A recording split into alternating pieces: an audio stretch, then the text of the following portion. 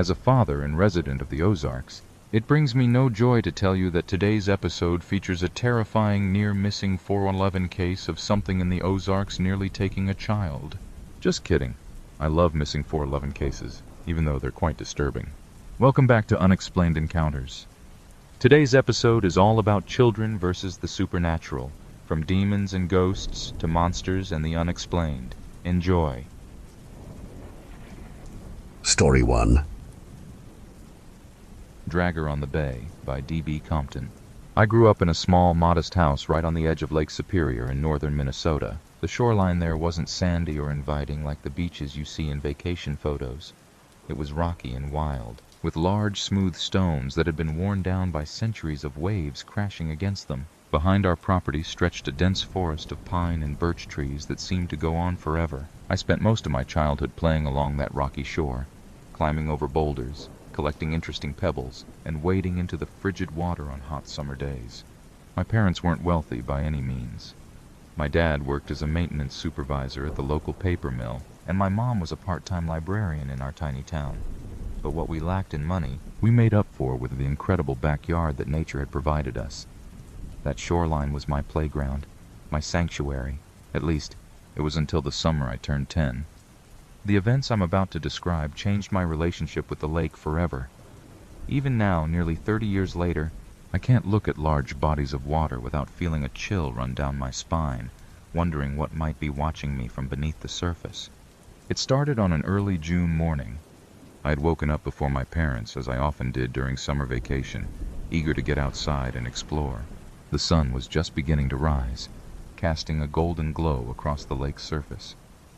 As I made my way down our well-worn path to the shore, something unusual caught my eye, a strange pattern in the gravelly sand near the water's edge.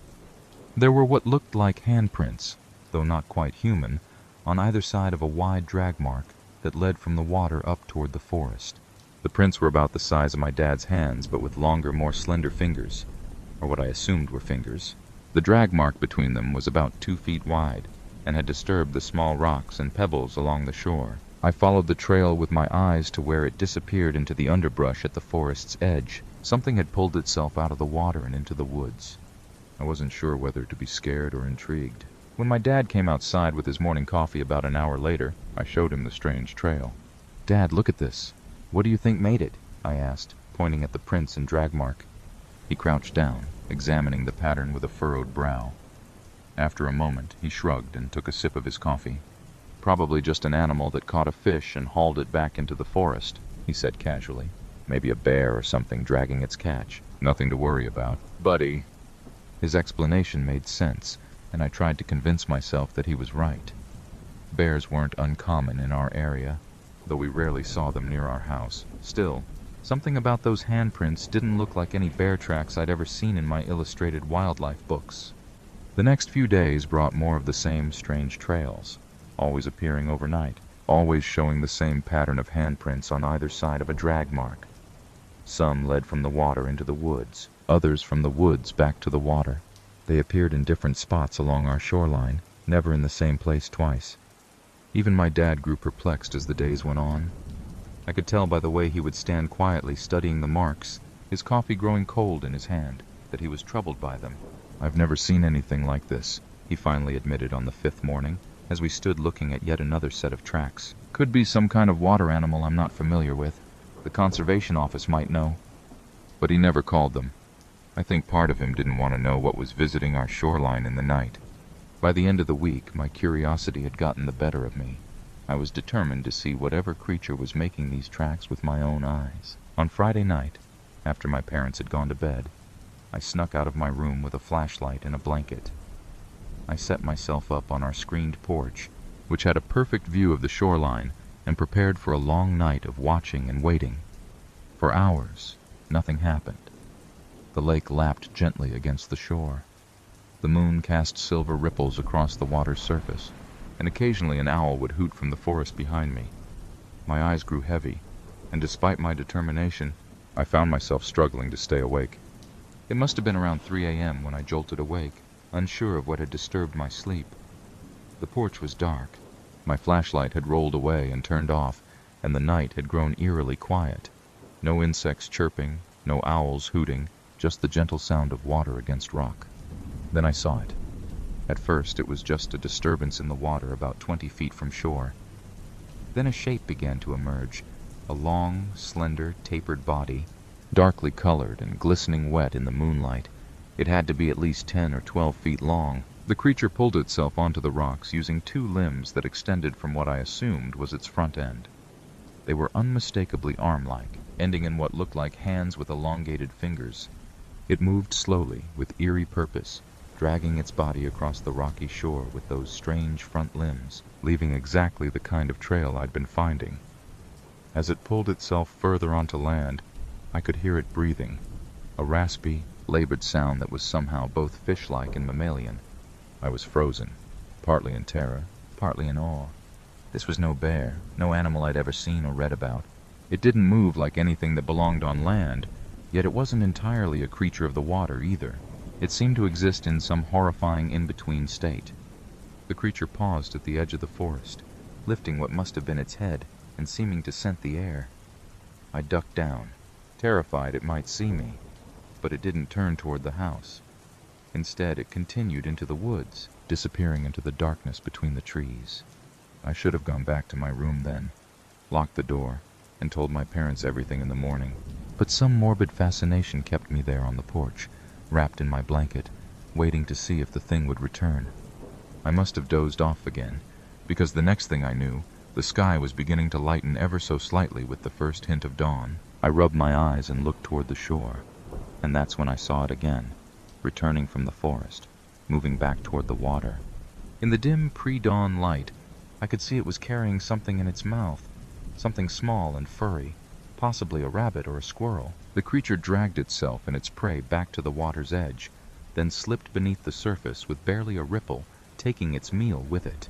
I sat there shaking until the sun had fully risen. When my parents woke up, I told them I'd gotten up early to watch the sunrise, not daring to mention what I'd seen. I didn't have the words to describe it, and I feared they wouldn't believe me anyway. For weeks afterward, I continued to find the tracks, but I never again stayed up to watch for the creature. I told myself that what I'd seen was just a dream, a nightmare brought on by too much imagination and too little sleep. Sometimes I almost believed it. Then, in late August, everything changed. My parents had gone into town for some last-minute back-to-school shopping, leaving me at home with strict instructions to go to bed by 9 o'clock. But it was a warm night, and the house felt stuffy, so I decided to sneak outside for just a few minutes before turning in.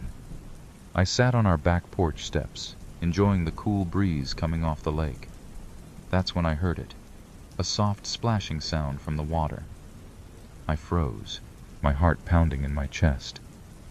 Against my better judgment, I found myself walking toward the shore, drawn by some inexplicable need to see the creature again. The moon was full that night, casting enough light to see about 20 feet from shore.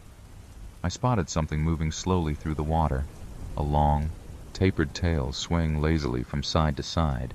It wasn't thrashing or splashing, just moving steadily, rhythmically.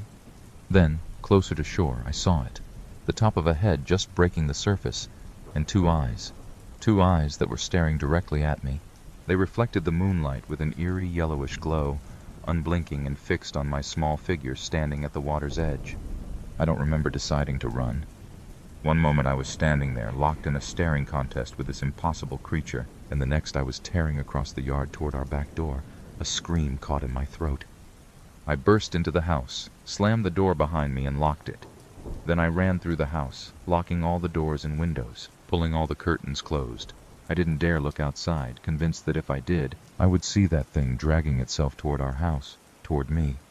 I huddled in my bedroom, lights on, too terrified to move, until I heard my parents' car in the driveway around 10:30. I didn't go out to greet them. I didn't tell them what had happened. I was afraid they'd be angry that I disobeyed their instructions to go to bed on time, and I was even more afraid they wouldn't believe me about what I'd seen. So I lay in my bed, listening to them move around the house, taking comfort in the sound of their voices, the normality of their presence. Only after I heard them go to bed did I finally drift into an uneasy sleep. The next morning, I woke to the sound of my dad calling my name. There was an edge to his voice that made me leap out of bed and rush downstairs. He was standing at the back door, looking out toward the shore. "Come take a look at this," he said when he saw me. I approached cautiously, my heart racing. When I looked outside, I saw them, those now familiar handprints on either side of a drag mark. But this time, they didn't lead into the forest. They led straight up to our house, right to the window of my bedroom, then back to the water. My dad turned to me, his face pale. "Any idea what could have made these?" I shook my head, not trusting myself to speak. What could I have said? That a creature from the lake had crawled up to my window in the night to look at me while I slept. Even now, the idea sounds absurd, impossible. My parents called the conservation office that day. 2 officers came out, took pictures of the tracks, and asked a lot of questions. They suggested it might be a large snapping turtle, or maybe even an alligator that someone had illegally kept as a pet and released into the lake when it got too big. But their explanations rang hollow, and I could tell they didn't really believe them either. For months afterward, I refused to go near the shore, especially as the days grew shorter and darkness came earlier. I kept my window locked and my curtains drawn at night. Gradually, the tracks stopped appearing, and life slowly returned to normal. By the following summer, I had convinced myself that I could play along the shoreline again, but only when the sun was high in the sky, casting no shadows where creatures could hide. I never again ventured near the water at dawn, dusk, or night. Years passed, and I eventually moved away from that house by the lake. My parents stayed until they retired, then sold the place to a young family with kids about the age I'd been when it all happened. Sometimes I wonder if those children play along the shore, and if they ever see strange tracks in the morning, or glimpse something watching them from the water. Story 2. Shadows in the Dark from Gearhead. The following story may seem kind of outlandish, but it is % true to the best that my memory will allow. I recently started to see a psychiatrist who specializes in dream interpretation, because I've been having some dreams I can't really explain, which, in doing so, has brought to light some childhood trauma that I had otherwise forgotten about. When I was a kid, I had a pretty severe case of night terrors, so much so that the only way I was able to sleep was having background noise, such as a radio or a movie playing on the TV at low volume. They started not long after I was diagnosed with leukemia. Yep, I'm a cancer survivor. I was probably 4 or 5 years old at the time, so bear with me, as some of these memories are a little fuzzy. Around the summer of that year, I was diagnosed with acute lymphocytic leukemia. When they told me I had cancer, I was too little to really know what it truly meant. I mean, how do you explain the possibility of death to a 4-year-old? Needless to say, I was blind to what was truly going on. That is, until the shadows began to appear. Fast forward a few weeks. One night I was lying in the hospital for treatments I was being given. I began to see things I couldn't quite explain. Talking to Mom and Dad didn't do much, because, well, who's going to believe a 4-year-old that's seeing shadows in the dark? They chalked it up to a young boy's wild imagination. I tried to tell my dad that something was in the room with us, but all I got from him was, "Calm down, son. Nothing is here. Go back to sleep." So I covered my face and pretended it wasn't there, and oddly enough, that seemed to solve the problem, at least for a little while. The next few days went by without incident, but then everything came to a head. One of the last nights I was in the hospital, I had a pretty trying day. Doctors had given me my next dose of chemotherapy, and it was affecting me hard. I spent most of the day in and out of sleep, so by the time the evening drew upon us, you can safely assume that sleep was the last thing on my mind. As tired as I was, sleeping through, the day messed up my sleep pattern, so I was pretty wide awake by dark. Dad had rented some movies for us to watch, so I decided to put one in and give it a watch as Mom and Dad caught up on some much-needed rest. While lying there that evening, I began to see something out of the corner of my eye. Just a glimpse, and then it was gone. Then again, and again. I began to grow annoyed, so I went over to turn on the bathroom light. And when I did, I turned, and I saw a dark, shadowy figure standing in front of me. It appeared to be a humanoid-looking figure, The only identifying features the figure had were it appeared to have a fedora and a walking cane, and there were eyes. Eyes glowing a bright, piercing red color that appeared to be like fire. I know this because these features also resembled the character Judge Doom from Who Framed Roger Rabbit, which coincidentally I'd also watched for the very first time earlier that day. At least the bits and pieces I was awake for, that is. I'd wanted to see this movie because Roger Rabbit was also a character that appeared as a cameo in the Honey, I Shrunk the Kids movies, which were a favorite of mine at the time. As I stood there with this shadowy figure staring down at me, I froze in panic. I didn't know what to do. I tried to scream, but my voice seemed muted. Was talking, but nothing came out. I tried to move then, but my limbs were frozen. My own body was not behaving as it should. Suddenly, I saw the figure raise its cane to its face as if to shush me. Then it spoke in a voice that seemed to slice through the room like a knife. "Silence," it said, with a slithering voice like that of a snake. "You are going to die," the voice said, echoing through the night. Suddenly, without warning, it vanished just as quickly as it appeared. I found myself back in my bed, waking up in a cold sweat as if I had just been dunked into a pool. The monitors reading my vitals by the bed began to blare, sending off signals that sent nurses rushing into my room. My whole body was quivering in my mom's arms uncontrollably. After several minutes of diagnosing my condition, they decided to give me a sedative due to my elevated level of distress. When I awoke later, they told me I woke up screaming that I was going to die. They said my blood pressure was reading stroke levels, that if they had not gotten there sooner, I could have gone into a stress-induced coma. I wish I could say that things ended there. And although I never saw the shadow figure after that, there were on-again, off-again episodes where I'd catch a glimpse here, a glimpse there, just out of the corner of my eyes, just enough to know it was watching me.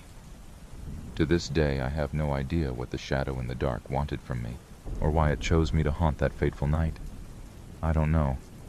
My psychiatrist seems to think it was my subconscious finally putting pieces together that I was likely not going to survive leukemia. And who knows? Maybe they're right.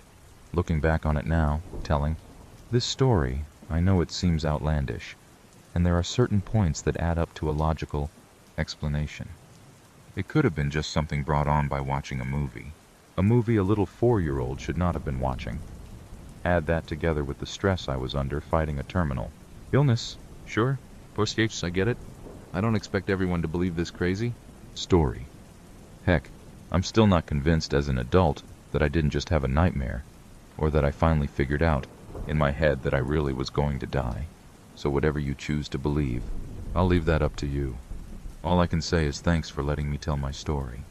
And to the shadow in the dark that haunted me that night, if you're still out there somewhere, I just have one thing to say to you. I lived.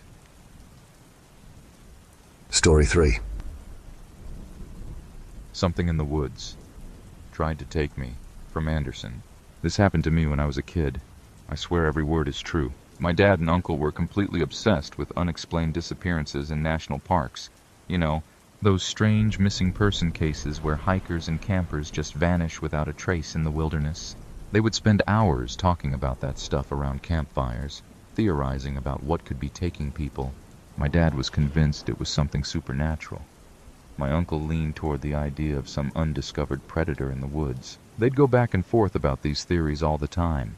As a kid, all it did for me was scare the living daylights out of me, but they never seemed to notice or care. One summer, my dad, uncle, and I went camping in the Ozarks. We'd gone to the same spot for years, a little clearing about half a mile from any marked trails. It was early June at the time and unusually cool that year. The first 2 days were normal, fishing and hiking, my dad and uncle drinking beer and talking about their missing person cases late into the night while I pretended not to listen from my own tent.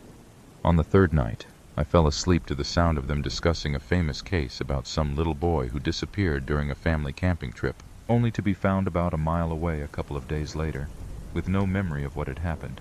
I remember having nightmares about being lost in the woods, unable to find my way back to camp. I woke up suddenly in the middle of the night, At first I thought it was another nightmare, but then I realized something was actually happening. The zipper on my tent was being opened from the outside. I was groggy, still half asleep, but I remember feeling paralyzed with fear. Then I saw something. A very large, hairy arm reaching into my tent. I couldn't see much else in the darkness, but I could make out the dark hair, or fur, that covered the arm. It grabbed me by the ankle and began to pull. Now everyone handles being terrified differently. I wanted to scream. I wanted to run or fight. But what my body chose to do was tense up and let it happen.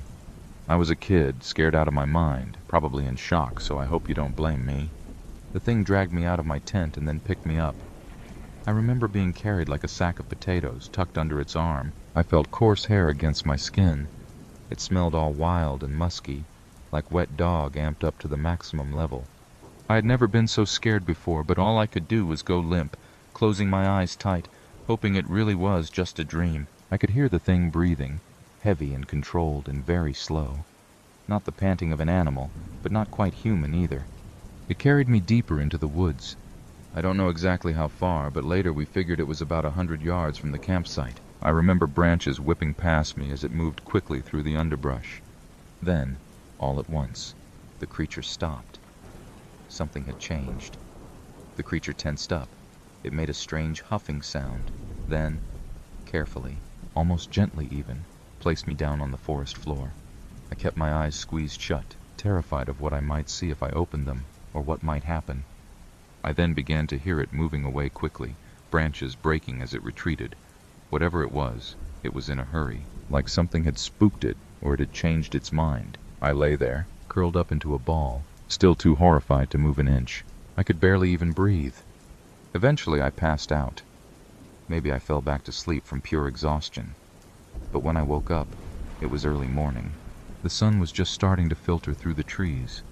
I lay exactly where the creature had left me, deep in the woods, away from our campsite. My pajamas were torn and dirty. There were leaves in my hair and scratches on my arms and legs from being carried through the brush. It hit me then like a truck.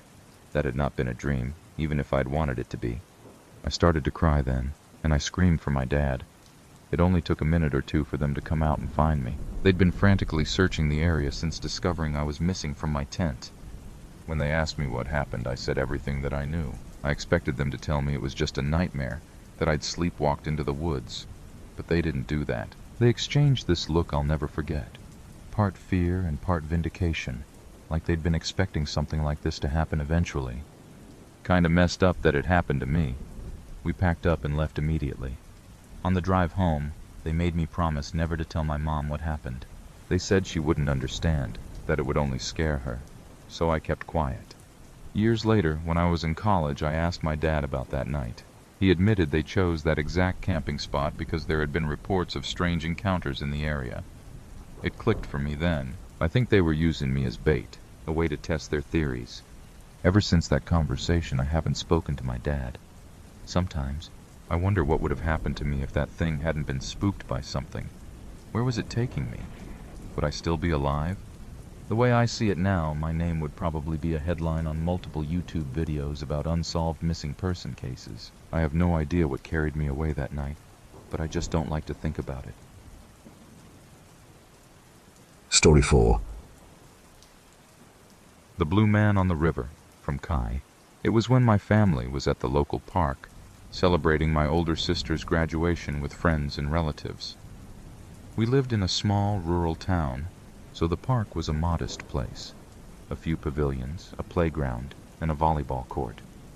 But beyond that, a large mass of dark trees, a dense forest, lined the river's edge, with a few narrow hiking trails that disappeared into the trees. I was 7 or 8 at the time, and like always, my siblings and I ran free, unsupervised by our negligent parents. So it was no surprise when no one noticed I'd wandered off alone, but that never bothered me. I was a farm kid, used to exploring nature by myself. As I walked, the sounds of the party faded, and soon all I could hear was the woods, just the birds chirping and the buzzing of mosquitoes. I followed the trail until I reached a part of the riverbank I'd never seen before. The water roared and rushed with the current. The air was thick with the scent of wet earth. I crouched, distracted by the scuttling insects and the smooth river stones, when movement, caught my eye across the water. I looked up.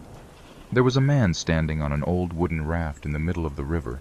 He was tall, too very tall. He gripped a long pole, guiding a cluster of logs downstream through a vicious current, and yet his raft stayed completely stationary, almost as if it were floating above the water rather than on it. I wasn't expecting to see anyone on the river, but what unsettled me most was his appearance. He looked like an old-time lumberjack, dressed in muddy, faded clothes and a tattered red flannel. His beard was wild and blonde, but his skin... Now this was strange. His skin was blue, not pale, not cold, but vividly blue, like the color of a summer sky or cheap carnival face paint. I stared, not believing what I was seeing. Then he turned, and he saw me. His grin stretched wide, too wide, teeth flashing in the gray daylight. He shouted something, but the roar of the water drowned out his words. Then, slowly and deliberately, he lifted a hand and beckoned me. The river separated us, so I couldn't obey him, even if I'd wanted to, and some small primal instinct, warned me not to even try. I was gripped by fear, and so I ran, going back down the trail toward my family. When I told my siblings, nearly out of breath, what I'd seen, 2 of them were excited and insisted we go back to find the man. When we returned, the river was empty, no raft, no logs, and no blue man. This memory has stuck with me ever since, especially considering that this park was only minutes away from my house. I tended to avoid that park afterward. I'm not sure what I saw. No one else in town has ever spoken of strange figures out on the river, no old ghost stories and no whispered legends. When I asked my siblings if they remember the blue man on the water, they had no recollection of the event. But I do. I still remember him in his weird skin, and I don't think I'll ever forget. Story 5. Pyre, Oklahoma is haunted from MrWest.com. This story happened when I was 4 or 5 years old. It was the early 90s, and my family was living in a small town, Pyre, Oklahoma. It was an old mining town, long, thought to be haunted, and I believe it. It was pretty much destroyed years ago by a tornado, and it's a ghost town now. Everyone in my family had some sort of encounter there. My dad was working in his office one day when a shadowy figure suddenly walked in and sat in the seat across from him. He even tried to speak to it, but didn't get an answer. And when he stood up, it vanished. My mom and her friends saw a man in an old plaid shirt walk into the church sanctuary where they were and then just vanish. My sister had a supposedly imaginary friend named Michael who she was terrified of, as he delighted in scaring her. And then there's my story. I was in my bedroom trying to sleep. I think I'd been lying there at least an hour or more, but was struggling hard to say for sure. I was so young anyway. As I lay there, I suddenly heard a moaning sound from under my bed. It was deep and guttural, almost like a choked moan. The sound terrified me. I had no idea what it was at the time. I shared a room with my sister. We had bunk beds. She was sound asleep above me on the top bunk, and I knew for a fact she hadn't come down. Then I saw movement out of the corner of my eye. I looked and saw a pale, young-looking girl crawling out from under the bed, making that horrible sound.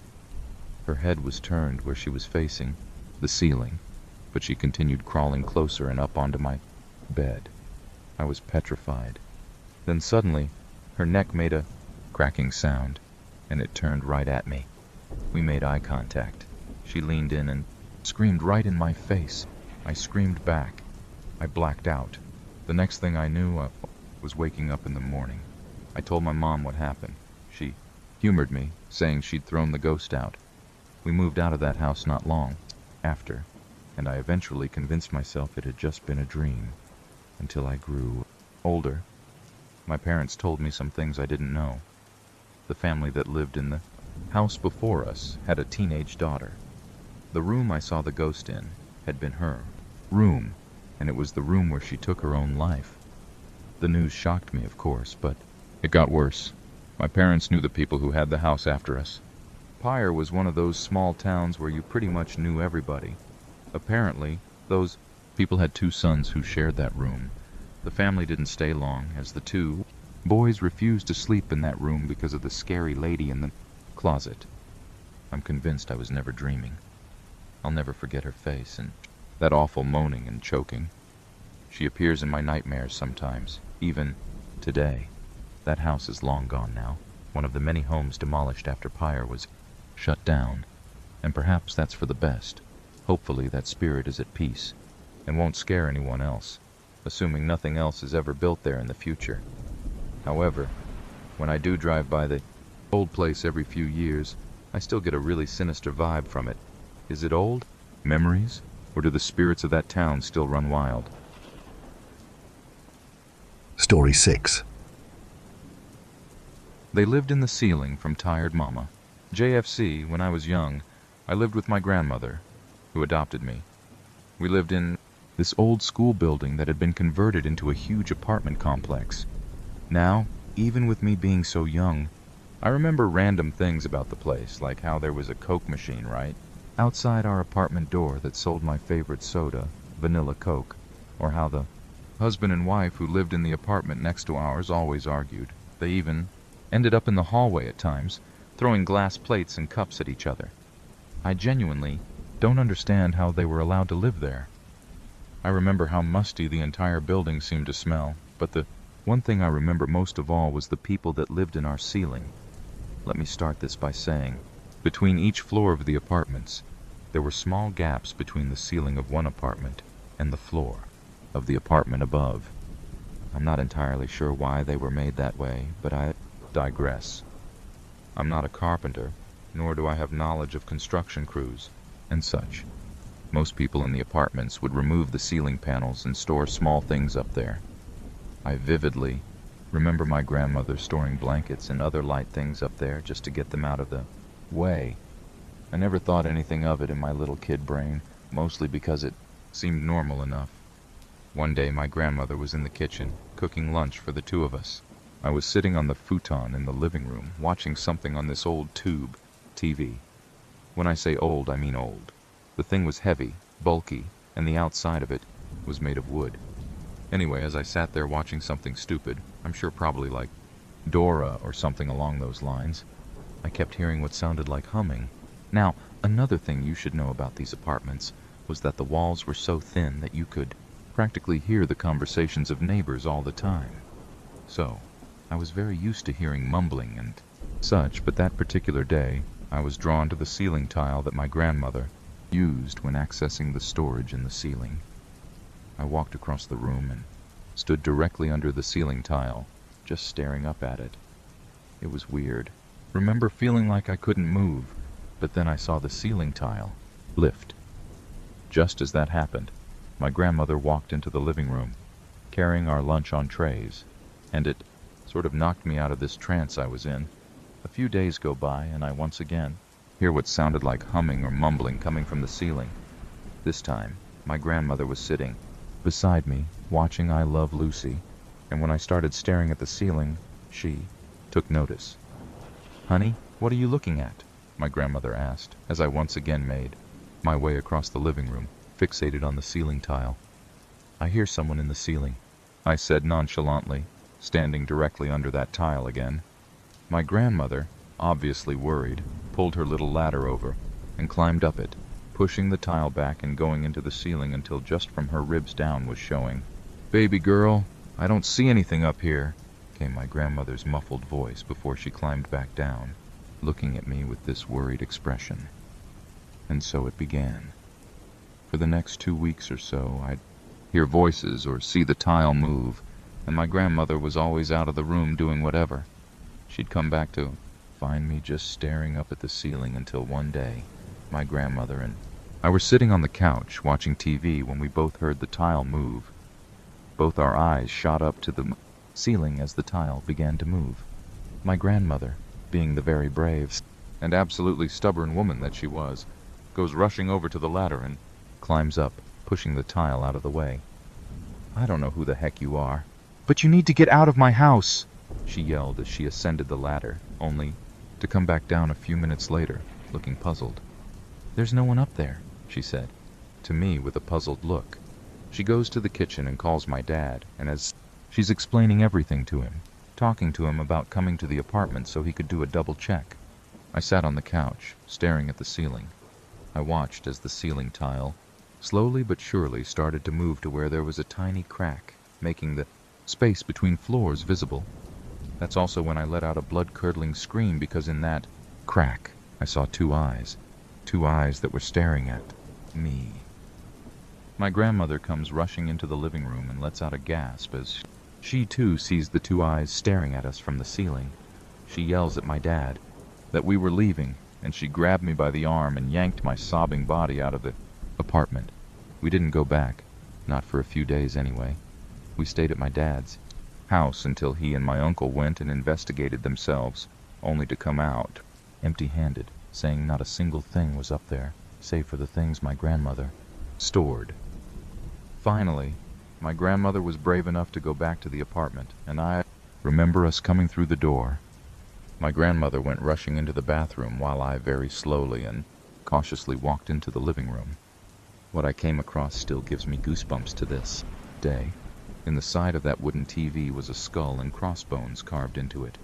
Underneath, carved into the TV, were these very small but sloppy letters that spelled out the word leave. And we did. Once my grandmother saw that, she went rushing around packing our bags, and we left. My dad and uncle did another sweep of the apartment, trying to find out what was in the ceiling as they packed up the remainder of our things. They once again came up empty-handed. That building was later rumored to be haunted. That being said, I do have another ghost story that happened there. I'm not sure what happened there for there to be ghosts or entities, whatever you want to call them. But I know one thing for sure. Years later, and you still won't catch me walking into that building for anything. Story 7. Werewolf pups from the Quacker. I've been debating whether to tell this story for a while, and I've decided to finally share it. This happened to my father and me a long time ago when I was still in middle school. My dad and I would often take camping trips whenever I had a break from school. One winter break, my dad and I went on one of our signature camping trips at a new campsite. Allow me to apologize here because I can't recall the name of the campsite for the life of me, and my dad doesn't remember either. So weird things started to happen. The first day, while my dad was finishing setting up the camp, I was roaming around near a small creek. Next to that creek, I found some huge paw prints. They looked canine but longer, almost stretched, and I could very clearly see long claw marks at the end of the prints. It had just rained recently, so I was able to see the prints clearly. I showed these to my dad, and he, too, was astonished by how large the prints were, but eventually we chalked it up to coyotes moving through. The second day, while exploring that very same creek, I came across huge, and I mean huge, claw marks scraped across the tree.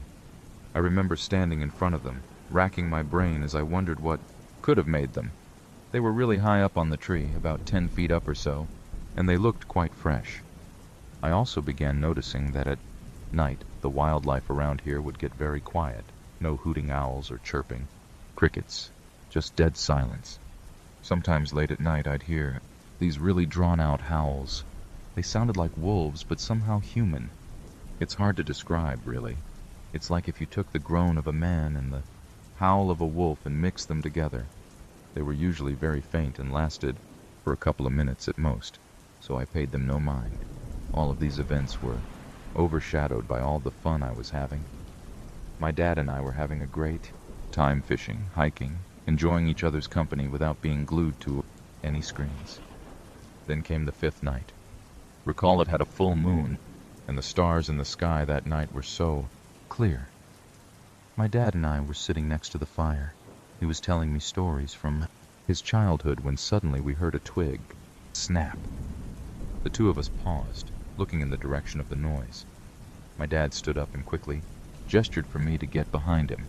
I expected to see a coyote or even a deer walk out, but what I did see I'll never forget. Two figures. One was 6 feet, maybe 7, and the other was a bit smaller. They walked, or rather stumbled, out.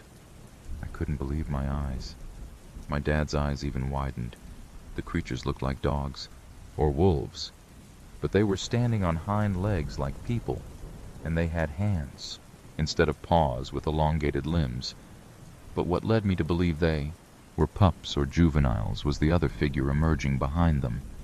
The same kind of creature, but much larger, 7 feet at least. That must be the parent, I thought. God, I can still remember those eyes, yellow and piercing. The parent wolf scanned me, and my dad, before it literally scooped up the smallest of the pups in its hands like a human mother would to her babies, and stood protectively over the other one. She let out a deep, bark-like sound, and the small family crept back into the woods, disappearing almost as quickly as they had appeared. We packed up right after that. After I discovered this channel, the memories resurfaced, and I thought it was finally time to share mine and my dad's encounter. Stay safe in the woods. Story 8. I attacked by a demon from Broken Kit Kat. My whole life has been filled with supernatural occurrences, but the one that was the most haunting to me is something that happened during the summer. I was usually up and out late at night with some friends around our small town in central Canada. This particular night, myself and 2 friends, who I'll call A and T, decided to go to a park across town from my house at around 2 or 3 a.m. This park had some basic exercise equipment. Rather than swings or kid-friendly jungle gyms, the park had bushes and trees surrounding the edge to separate it from the houses and nearby businesses. My friends were on one of the machines. I believe it was for an ab workout, as you just swung side to side. I suddenly got a weird hot feeling rush through my body, and while it was summer, I felt like I was in blistering heat, but it was maximum plus Celsius that night. I looked up, and in the bush along the edge near where we were, I saw red eyes. Instantly I got very uncomfortable, and I told my friends what I saw. They blew it off, saying it was probably a dog, and laughed at me. I tried to brush it off and agree with them when suddenly we heard a strange growl and the leaves of the bush rustling. My friends, suddenly without saying a word, took off running across the street toward a school. I went to run after them, but only ran maybe 10 feet before I tripped and fell on my face. The moment I landed, I felt whatever was there scratched the back of my left calf bad enough to make me bleed. I struggled to get up as it felt like whatever this being was had a hold of my left ankle. I looked back to see, and while I couldn't physically see anything there, I instantly got an image in my mind of what it looked like. The only way I could describe it was its body looked like an incredibly pale, emaciated, hairless dog, and it could walk on hind legs. Its hands had long, spindly fingers with sharp nails, and its head was more the shape of a man. It didn't have eyes or a nose, but it did have a giant gaping mouth with these sharp teeth. It looked slimy or wet and probably stood about 8 feet tall. I managed to get up and out of its grasp, and I ran as fast as I could to meet up with my friends at the school. My friend A said she thinks it's following us, and we ran through the parking lot to the playground behind the school. The playground had 2 different play structures, one older one directly behind the school and a newer one off to the side by a swing set along the fence line. We very poorly tried to hide on the older play structure, all huddling together under one of the stairs leading up to the structure. I started to show my friends the scratch on the back of my leg and describe what I saw, and that's when T started to get very scared. Suddenly the air got really hot and felt heavy again. My friend A started to act off and, again, not saying a word, left the huddle and started to walk up the stairs of the play structure. T and I thought she was ignoring us when we asked her what was going on. Not wanting to move but worried about our friend, T and I followed, calling out, trying to get some sort of answer. I ended up climbing to the highest point of the play structure, which was what we called the fireman pole. She stood on top of the arch, holding the pole in place, and as we were screaming for her to get down, she jumped down, landing in the gravel, sitting on her legs. T and I ran down to the bottom as fast as we could to see if A was okay. We found her still sitting in the gravel, rocking side to side. As soon as A came to, she freaked out and asked what was happening. We explained what she had just done and checked her over for injuries, but scarily, she had none. not even a single cut or bruise from the rock she had landed in. We all felt the air get very heavy again and very quickly decided to run across town back to my house by 3 a.m. I've told this story to a countless number of people, and no one can figure out what the creature was or has even heard or seen of something similar, except for an ex, who told me an old neighbor of mine told him of a similar thing. He said my old neighbor had seen it running around town every so often, but didn't know anything else. One day, I'll eventually run into that neighbor again, and I'll finally ask him about it. Until then, it'll remain a terrifying mystery.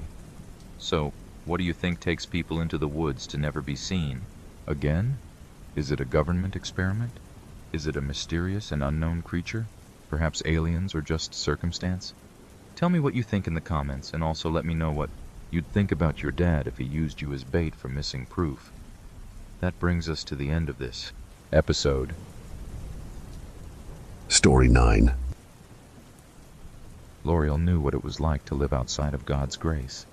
She was hollow inside a nothing shell of a being. She was beautiful, as were all of God's creatures, but the grand cosmic joke was that all beauty wasn't created equal. She was ebony as a pool of liquid chocolate, and as exotic as the most rare and delicate bird of paradise. She was the form that all women aspired to be. She started her fall from up high and planned to breach the first layer of hell if she had the conviction to do so. Her wings would more than likely burn in the fire, but it was the price you paid when you went where her kind feared to tread. The air rippled and her billowing white wings were consumed in the heat of unholy fire. She no longer flew, but fell. The impact on the burning volcanic rock was seismic. The shock waves sent sound all throughout the land, all but announcing the presence of that which was unwelcomed. L'Oreal surveyed her surroundings cautiously. Her wings burned black from fire and still smoldered. The place was devoid of sky and color and hope. It wafted in brimstone, and each step on the blackened rock felt like that of the bones of lost souls. God drew his power from devotion, so if she believed, he would be stronger, thus making her stronger. All manner of the damned skittered out of sight, frightened by the light of the righteous, but eager and predatory, as if looking for cracks in her shield of faith. Little creatures that had never known a mother's love peeked from behind dead trees and scorched rocks. L'Oreal was close to 6 feet, so that made these beasts nearer to 2. Their eyes were big and unfocused. Their teeth were jagged and many. Some of their legs were so weak they had to crawl rather than stand, while others had extra limbs that did not follow the blueprints of God's design. L'Oreal reached for her sword, not with an expert's precision, but with the desperation of a novice. The beast sensed L'Oreal's uncertainty, which bolstered their resolve, making her meat all the more tender. They attacked. They came slowly at first. They tested their boundaries, inching closer, then retreating. The beasts in the back surged forward while the ones in front snuck in closer. With each passing second, the numbers of the tiny creatures seemed to multiply. L'Oreal wasn't without skill in the blade, but she certainly lacked the confidence of a master. The mob swarmed like piranhas in the midst of a feeding frenzy. L'Oreal slew whatever came within the arc of her swing. The beasts nipped at her with their sharp little teeth. She knocked them away when they threatened to pull her down. Her blackened wings fluttered. Her instincts to take to the air were ingrained. The drab sky opened up. Red rips tore at the face of the sky as a mockery to lightning. Instead of thunder, there was only a loud hissing followed by seismic booms. L'Oreal saw a crater of fire land close to her person. The resulting fireball decimated the mob of beasts that rushed her down. She felt a sharp sting on her shoulder, then another, then another. Her flesh hissed from droplets of fire. The beast scattered when the roar of erupting flames came down. L'Oreal rose her arms, and what was left of her tattered wings. She ran aimlessly away, hoping to find shelter from the onslaught of liquid burning. Trees wavered in an orange haze. The unfinished beasts melted. Some managed to skitter under rocks. Others dug themselves under the loose dirt they could find. L'Oreal didn't have that option. "Father, protect me," she mumbled through the roaring fire. An overhang of a heavy stone lay ahead of her. Had he forgiven her, or was this merely the same luck granted to children and fools? When L'Oreal approached the overhanging stone, she slipped. and instead of falling under the huge rock, she tumbled into a cavern whose entrance was so minuscule she couldn't see it. When L'Oreal stopped her descent down the rocky incline, she found herself in darkness, with only the light of the fire through the small hole to guide her. She could sense the presence of the unclean, the unloved, the unwanted. She saw them in flashes, skipping from shadow to shadow. She brandished her sword from its sheath, and it shone with a dim glimmer of holy light. L'Oreal noticed something in silhouette. The shape of a man clung to the darkness. "Who goes there?" she said to the wretched thing. "Why do you want to know?" it said in an ominous and even voice. L'Oreal thought for a moment. She supposed she didn't want to know. It was merely something to say because she felt she should. "Don't get many of you down here," it said while blocking the dim light of the sword with its hand. L'Oreal lowered her blade but did not sheath it. "I wouldn't assume so," she said cautiously. "May I ask why you're here?" said the shade. "No," L'Oreal snapped back. "Why would you want to know?" Unlike L'Oreal, the thing that cleaved to the dark was more in tune with his emotions and answered, "Because I have nothing but time, and you are the first new thing I have seen in I don't know how many years." "I shouldn't even be talking to you," L'Oreal said. "Usually they don't. You're different, though. Not as battle-hardened, soulless. You're just a messenger, aren't you?" inquired the man-thing. "God's decree?"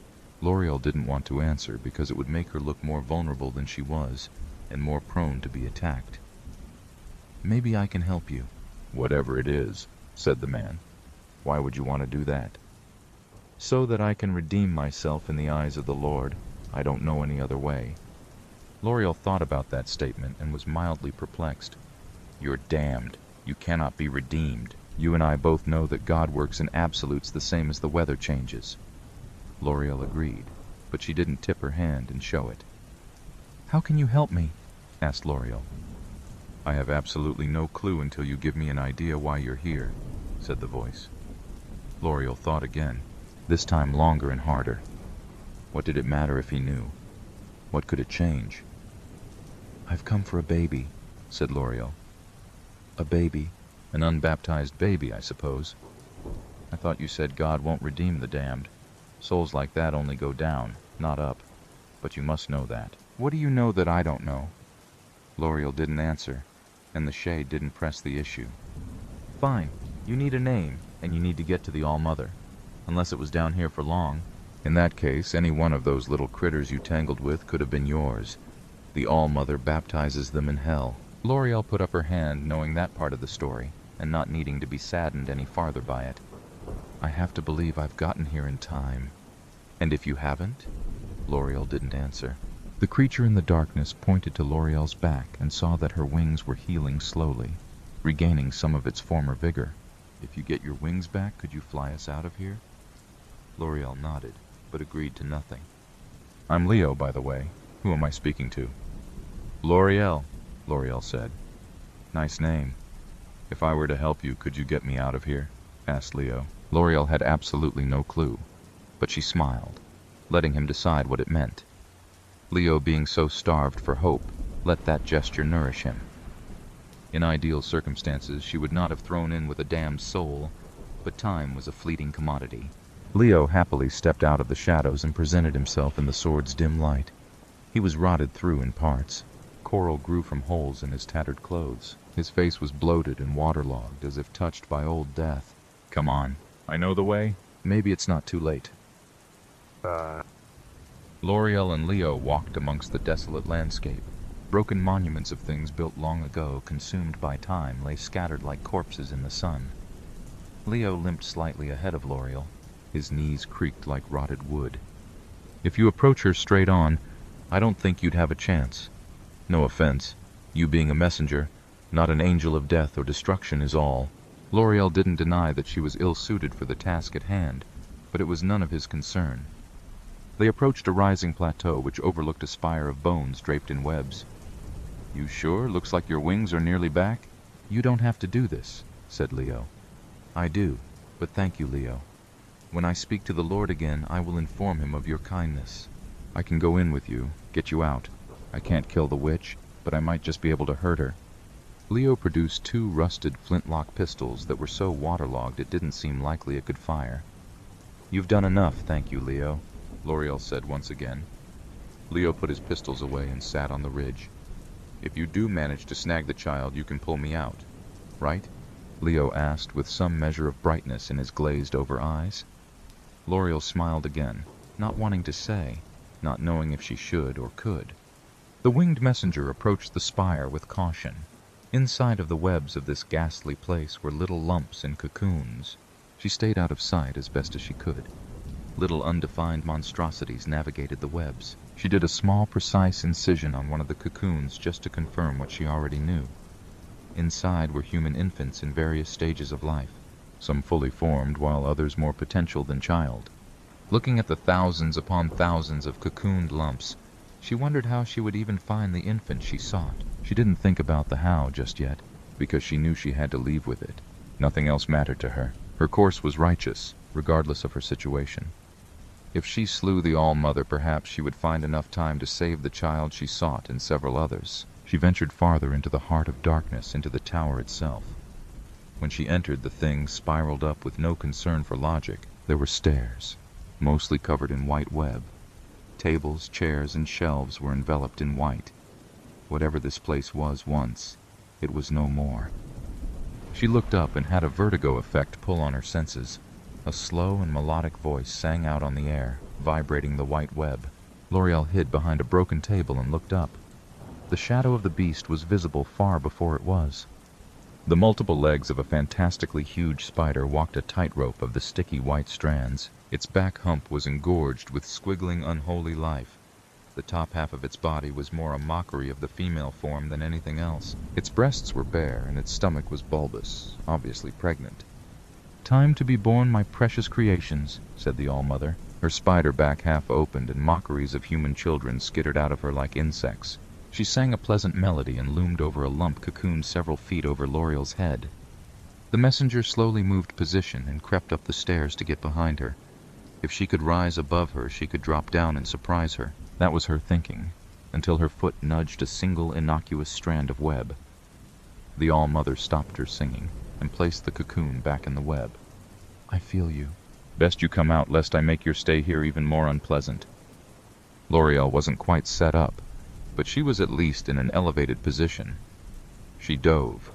Her wings glid well enough to carry her down, if not up. The All-Mother's elongated neck twisted in anticipation, not fear. L'Oreal rose her sword to smite what was wicked. Suddenly the determined messenger was suspended in place, her forward momentum completely arrested. Her foot caught on a strand of webbing. She dangled helplessly. The more she struggled, the more webs entangled her. "L'Oreal, is that you?" said the All-Mother. L'Oreal looked at the beast in confusion. "It is I. I was once Danielle," said the ghastly creature. "You may not have recognized me without my wings," she said with a chuckle. "Why would God send you? Why would a messenger come to kill me?" L'Oreal remained quiet, dreading the idea of ending up like her fallen sister. "No, not to kill me. You came to find a soul, didn't you?" The All-Mother scampered up her web to retrieve a cocoon. L'Oreal used that time to cut as many strands as she could, though it wasn't enough. The spider lowered itself to her level from a spinneret and was nearly eye to eye to eye to eye. "You came for this, didn't you? This child. I can smell it. I can feel it," said the All-Mother, sniffing the cocoon. L'Oreal stayed silent. The All-Mother opened her distended mouth as if to swallow the child whole. No, I did come for her," L'Oreal admitted. "Why? By God's decree?" she asked. L'Oreal tightened as if she didn't want to answer, but the All-Mother opened her mouth once again. "No, I came for the child." "On your own? You defied God to retrieve a soul you knew was damned?" The All-Mother sniffed L'Oreal, then the baby. Her many eyes opened with surprise. "It's your baby, isn't it?" L'Oreal looked down in shame. "Truly a miracle. Impossible for you to still be an angel and have a spawn, but you did. It was a child conceived in love," L'Oreal said with conviction. "Conceived? Angels can't conceive. Gender is an abstraction without love," the All-Mother replied. The All-Mother paused, as if unraveling pieces of a grander mystery. You lost the baby before it came to term, didn't you? You know you can't. You can't. You could never change its fate, and you defied God twice. What makes you think you will not be ejected from his kingdom the moment you return? L'Oreal's tears traveled up her forehead from her dangling, inverted position. Because God's word is as absolute as the weather, said L'Oreal. Gunshots happened. The All-Mother was struck and reeled back. L'Oreal snatched the cocoon from the beast the moment her eyes were affixed on her attacker. The spider hopped from her web to a lowered elevation. "Over here, you damned beast," said Leo, quickly reloading his flintlock. The All-Mother flung a table at the wretched damned soul. Her body boomed when it touched ground. Come on, you thick-bottomed hussy," Leo yelled while diving to the floor. "If you think your eternity was awful before, I can assure you I can make it much worse," said the All-Mother, who bounced on 4 back legs to pounce her prey. Leo fired a flintlock, but it barely managed to slow her down.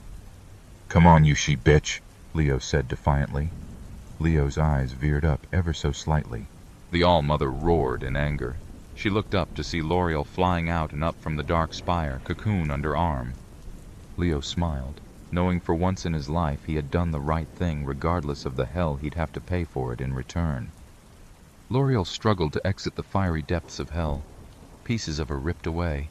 Her flight became more a test of will than of physical prowess. The grip of hell was tight, but on burning wings she pushed through its depths. She exploded through its unholy maw and was spat out to earth. She landed on a rock face overlooking a mountain, staring at God's creation where heaven met earth. Then she tore away the webbing from the baby's face. She owed it life. It was the promise she had made it when her womb brought it into being. Then she looked to the sky as if to ask God was he so cruel as to deny it that